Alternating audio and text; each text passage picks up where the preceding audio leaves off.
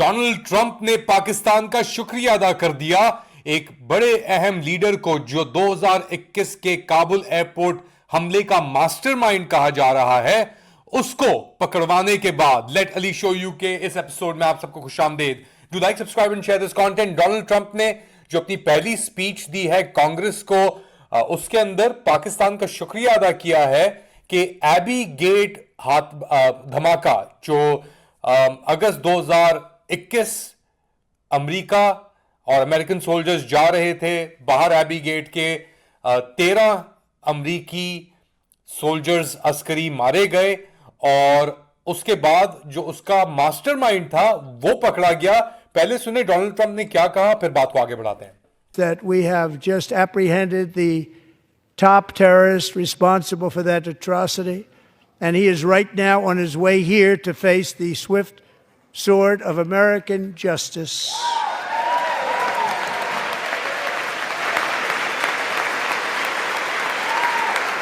And I want to thank especially the government of Pakistan for helping arrest this monster. तो ये थे Donald Trump. और अब एक एक्सियोस की भी स्टोरी आ गई है, उसके अंदर ये कहा जा रहा है कि भाई सीआईए ने, जो नया सीआईए का ये डायरेक्टर ट्रंप ने लगाया है, उन्होंने सीआईए डायरेक्टर जॉन रैटक्लिफ ने कांग्रेस को जब कॉन्फर्मेशन हुई जनवरी में, तो पहला उसका इंस्ट्रक्शन ट्रंप का ये था कि जो एबी गेट का बॉमर है उसको पकड़ो, मास्टरमाइंड को। तो तालिबान ने अप्रैल 2023 में जो एक सीनियर आईसिस लीडर को, आईसिस खुरासान जो ग्रुप है, इसके लीडर को मारा था और इंटेलिजेंस गैदरिंग करके बाइडेन एडमिनिस्ट्रेशन ने भी अनाउंस कर दिया था। और अब सीआईए ने, जॉन रैटक्लिफ ने इंफॉर्मेशन दी पाकिस्तानियों को कि हमारे पास ये वेरीफाइबल इंफॉर्मेशन है, और इशू रेस किया गया लेफ्टिनेंट जनरल आसिम मलिक के साथ।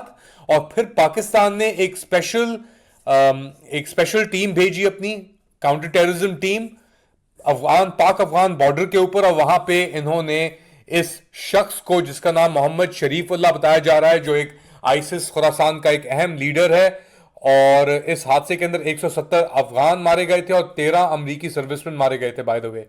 और मोहम्मद शरीफुल्लाह जो है, इसका एक एलियस भी है, जाफर के नाम से ये जाना जाता है, और इसको अब पाकिस्तान ने एक्स्ट्राडाइट कर दिया है पकड़ते ही अमेरिका। जो ट्रंप ने कहा कि अभी अमेरिका आ रहा है फेस करने के लिए जो भी कुछ हुआ है। 26 अगस्त 2021 को हुआ था, मैं उस वक्त काबुल में मौजूद था जब ये अटैक हुआ, और बहुत ही खतरनाक किस्म का ये अटैक था अमेरिका के जाने से कुछ दिन कबल।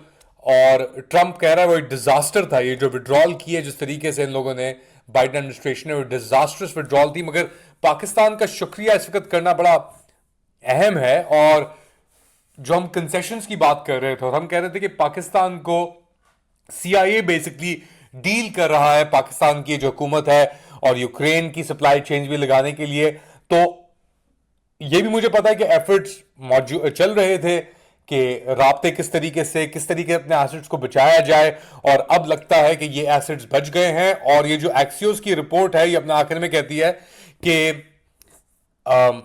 बिगर पिक्चर ये अपनी तरफ से क्या बता रहे हैं, बराक राविद, इनकी भी अपना ये मोसाद और सीआईए के बड़े अहम कॉन्टैक्ट्स हैं, कह रहे हैं कि the cooperation between the CIA and the Pakistani intelligence services over Sharifullah's capture happened after several years of strained relations between US and Pakistani intelligence services। ये सरासर झूठ है, क्योंकि हमें पता है कि सीआईए किस तरीके से पाकिस्तान को यूज कर रही थी यूक्रेन जंग के अंदर। तो स्ट्रेन्ड सर्विसेज नहीं थी सीआईए और पाकिस्तानी इंटेलिजेंस सर्विसेज के दरमियान। यूएस ऑफिशियल, और हमारे पास का सबूत भी है, नदीम अंजुम की जो मुलाकात हुई थी ब्लिंकन से, विक्टोरिया न्यूलैंड से, आसिम मुनीर के साथ। A US official said these tensions negatively affected counterterrorism operations with the Pakistanis. एक और झूठ। Both sources said the US sees Sharifullah's detainment as a signal that the Pakistanis want to re-engage with the Trump administration on intelligence and counter-terrorism. ये बहुत अहम है, क्योंकि अब अमरीकी जो ये पकड़ा है इन्होंने, पाकिस्तानियों ने शरीफुल्लाह, और भेजा अमेरिका की तरफ, इसको एक सिग्नल कह रहे हैं कि ये हमसे पाकिस्तानी आसिम मुनीर और आसिम मलिक री एंगेज करना चाहते हैं ट्रंप एडमिनिस्ट्रेशन से इंटेलिजेंस और काउंटर टेररिज्म के पास। तो जो पाकिस्तानी चाह रहे थे, इस आर्टिकल के मुताबिक इनका मकसद ये पूरा हो चुका है। इन्होंने ये एक तोहफा दे दिया है अमेरिका को, या CIA ने एक तोहफा दे दिया है पाकिस्तानियों को अपने आप को बचाने के लिए। अब क्या होगा इसके आगे, एक और पहलू, एक और नई किस्त शुरू हो चुकी है। पूरी दुनिया के अंदर लग रहा है कि हालात बद से बदतर होते जा रहे हैं, स्पेशली कनाडा और अमेरिका के दरमियान, जहां मंगल के रोज 4 मार्च को अमेरिका ने 25% टैरिफ या ड्यूटी, इंपोर्ट ड्यूटी आप कह लें, लगा दी कनेडियन प्रोडक्ट्स के ऊपर, और 10% कनेडियन एनर्जी के ऊपर। मैक्सिको के ऊपर भी 25% ड्यूटी लगी। मगर कनाडा और अमेरिका की एक बड़ी ही स्पेशल रिलेशनशिप है, लार्जेस्ट ट्रेडिंग पार्टनर है इनफैक्ट कई सेक्टर्स के अंदर अमेरिका और कनाडा। 60% कनेडियन एनर्जी जो है एक्सपोर्ट होती है वो अमेरिका को होती है। इसी तरीके से अमेरिका कनाडा स्टील भी भेजता है, लंबर भी भेजता है, वहाँ पे प्रोसेसिंग होती है, वापस आती है। तो डबल टैक्सेशन के मसले या चीज़ें, इश्यूज खड़े होने का भी खदशा हो सकता है।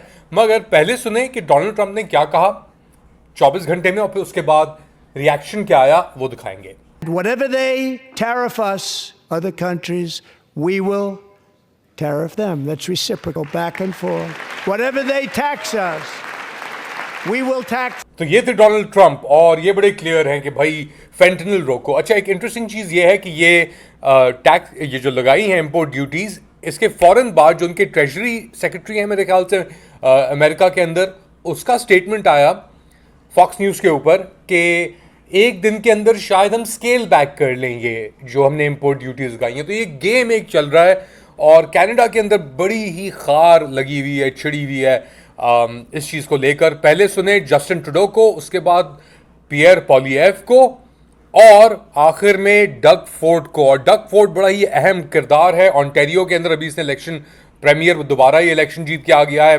मेजॉरिटी के साथ, और ये धमकी दे रहा है। क्या वो धमकी है वो पहले आपको सुनाता हूं, फिर बात करते हैं उस पर। Canada will be implementing 25% tariffs against $155 billion worth of American goods, starting with tariffs on $30 billion worth of goods immediately, and tariffs on the remaining $125 billion of American products in 21 days' time. President Trump stabbed America's best friend in the back. My message to the President is this: Canada will fight back. We will defend our people and our economy, and we will put Canada first. From New York State, Michigan, and Minnesota, telling them that these tariffs persist. If the Trump administration falls through on any more tariffs, we will immediately apply a 25% surcharge on the electricity we export. We will not hesitate to shut off their power as well. तो Doug Ford बड़ा hot हुआ है, Trudeau भी तैयार है। पियर पॉलियर थोड़ा फंस गया क्योंकि ये कंजर्वेटिव पार्टी का लीडर है, और ये दिसंबर तक अपने आप को कनेडियन ट्रंप कहलवा रहा था। और कनेडियन मागा मूवमेंट जो है कि वो ट्रंप की भी सपोर्ट करती है, वो पियर पॉलिएव को, और अगर आपको याद पड़ता हो इलॉन मस्क ने भी इसके हक में पोस्ट की थी एक्स के ऊपर। तो ये उसके इस चक्कर में फंस गया क्योंकि कनेडियंस अब एकदम बहुत पेट्रियाटिक एक लहर चली है जो आप देख रहे हैं। डग फोर्ड वो धमकी दे रहा है कि न्यूयॉर्क की, मेरे ख्याल से मिशिगन और कुछ और एरिया स्टेट्स की, अमेरिका के अंदर जो प्रोडक्शन हब है समझे जाते हैं, इलेक्ट्रिसिटी बंद कर दूंगा वो कह रहा है। बहुत बड़ी धमकी है ये। न्यूयॉर्क स्टेट की अगर आपने इलेक्ट्रिसिटी बंद कर दिया, मिशिगन की आपने इलेक्ट्रिसिटी प्रोवाइड करने से इनकार कर दिया, तो बहुत बड़े बड़े इश्यू हो सकते हैं। तो डग फोर्ड की ये धमकी मेरे ख्याल से लेनी ज़रूरी है। इसको सही मानों में एक सीरियसली लेने की ज़रूरत है, क्योंकि वो कह रहा है कि अगर तुम मेरी ओंटारियो की फैमिलीज़ डिस्ट्रॉय करने के लिए आ रहे हो, तबाह करने के लिए आ रहे हो इन इकोनॉमिक मेजर्स के साथ, तो मैं तो हर हद तक जाने के लिए तैयार हूँ। फिर उसको कहा गया क्या, थोड़ा हल्के हो जाओ प्लीज़, इस स्टेटमेंट को वापस लो। उसने कहा मैं स्टेटमेंट को वापस लेता ही नहीं हूँ, जो करना है कर लो, मैं इससे आगे जाने के लिए तैयार हूँ। वो आगे जाने के लिए क्या है नहीं पता, मगर इस वक्त बहुत कनेडियंस के ये सेंटिमेंट हैं अमेरिका के खिलाफ। अमेरिका के खिलाफ तो नहीं, इसके अंदर भी एक न्यूआंस है, वो भी मैं आपको बताता हूँ। मगर ट्रंप के खिलाफ और जो ट्रंप सपोर्टिंग स्टेट्स हैं उनके खिलाफ, इसके ऊपर एक बड़ी अहम बात की ब्रिटिश कोलंबिया का जो आप कह लें गवर्नर प्रीमियर है, क्योंकि यहाँ पे गवर्नर चलाता है, तो प्रीमियर जो है डेविड ईबी, उसने कहा कि हम यहाँ पे जो अल्कोहल शॉप्स हैं बीसी के अंदर, उधर हम रेड स्टेट्स यानी वो स्टेट्स अमेरिका में जो ट्रंप को सपोर्ट करते हैं, जिन्होंने या तो रिपब्लिकन वोट किया था, उनकी शराब हमने हटा दी है। और यह हम एक मैसेज भेज रहे हैं इसके through, according to David Eby, के हम जानते हैं कि हमारे पीछे कौन पड़ा हुआ है और हमारा दुश्मन कौन है उधर। हर अमरीकी हमारे यानी एक सा रवैया नहीं देखते हम, हमें अपने दोस्तों का और दुश्मनों का अंदाज़ा है। ये कहना चाह रहा है कनाडा इस वक्त, और ये भी कहना चाह रहा है कि ये चीज़ अमरीकियों को ज़्यादा नुकसानदेह पहुंचेगी, क्योंकि अमेरिका कंज्यूम बहुत करता है कनेडियन प्रोडक्ट्स निस्बतन कनाडा को। कनाडा तो सफ़र करेगा ही करेगा, और शायद अमेरिका इससे बहुत गुना ज़्यादा सफ़र करेगा। ये भी एक मैसेज भेजा जा रहा है, ये जस्टिन ट्रूडो ने कहा था। तो एक बड़ी मुश्किल सिचुएशन में ये सिचुएशन फंस गई है, और इसी दौरान जो बात हो रही है, ट्रूडो ने भी इसके ऊपर बात की और लोगों ने भी बात की कि यूक्रेन के अंदर, यूक्रेन से अमेरिका ने मिलिट्री एड, जैसा हमने जिक्र किया पिछले अपने शो के अंदर, काट ली है। और ये एक ऐसा प्लान था, मंसूबा था, जिसके पीछे जिसको बहुत ज़ोर से सपोर्ट किया जा रहा था कनाडा की तरफ से, ब्रिटानिया की तरफ से, और बाइडन एडमिनिस्ट्रेशन अमेरिका के अंदर।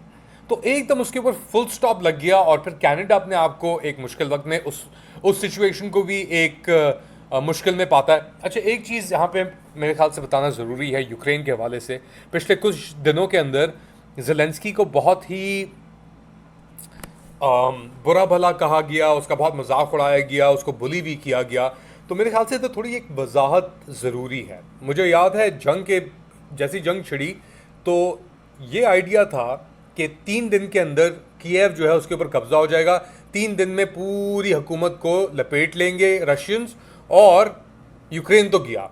और जो पहली एडवाइस आई थी, मुझे ये भी याद है अमेरिका से, बाइडन हुकूमत से, कि हम ज़ेलेंस्की को इनकरेज करते हैं कि ये अपनी हुकूमत बना ले इन एग्जाइल। मसला पड़ा इरपिन और बूचा के अंदर, वहाँ पे रशियंस आके फंस गए, और जो यूक्रेनियन डिफेंसेस थे वो उन्होंने कामयाब हो गए। उसने कॉन्फिडेंस दिया यूक्रेनियंस को कि यार हम तो उनके साथ लड़ सकते हैं। अब उनको एक 90 किलोमीटर लंबा एक कॉन्वॉय आ रहा था उस वक्त रशिया से, all the way down. Russians फैल भी चुके थे, कीव के इर्द गिर्द में भी पहुंच चुके थे। मेन जो रोड थी लिविव की तरफ, उसके ऊपर भी पार्ट के अंदर काट दिया था उन्होंने। तो रशियंस पहुंचे हुए थे, और एक बड़ी मुश्किल सिचुएशन थी। आपको पता नहीं था आपका कौन दोस्त है कौन दुश्मन है। ऐसी सिचुएशन में ज़ेलेंस्की का अपने मुल्क में रहना उस वक्त बड़े मायने रखता था, कि आपने पूरी कैबिनेट को भी रखा और आप खुद ही भी रहे, क्योंकि आपके पास कुछ ही माह पहले एक एग्जाम्पल आया था अशरफ गनी का, कि वो किस तरीके से छोड़ के भाग गया था। यानी काबुल गिरा ही इसीलिए ना कि केओस मची के वो अशरफ गनी भाग गया। ये सही कॉन्टेक्स्ट डिफरेंट है। वहाँ पे एक इंसर्जेंसी थी, गुरिल्ला वॉरफेयर थी, इधर एक आप रशियन सोवियत आर्मी, यानी एक one of the biggest greatest आर्मीज in the world, at least on paper, number wise आप फेस ऑफ कर रहे हैं। तो इक्वेशन डिफरेंट है, मगर भागना आसान था। तो ये दिखाता है कि यार जो भी बात थी, किसी के कहने के ऊपर इंसान उस तरह नहीं रुकता, एक अंदर से भी थ्रस्ट आ रही होती है कि नहीं मैं लड़ूंगा, मैं खड़ा हो जाऊंगा। तो इसके ऊपर ज़ेलेंस्की को credit where credit is due.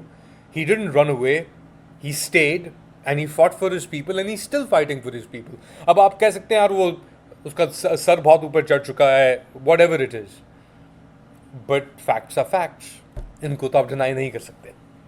आप क्या समझते हैं बताएं मुझे कमेंट सेक्शन में। Do like, subscribe and share this content. अपना ख्याल रखें, अगली बार तक अल्लाह।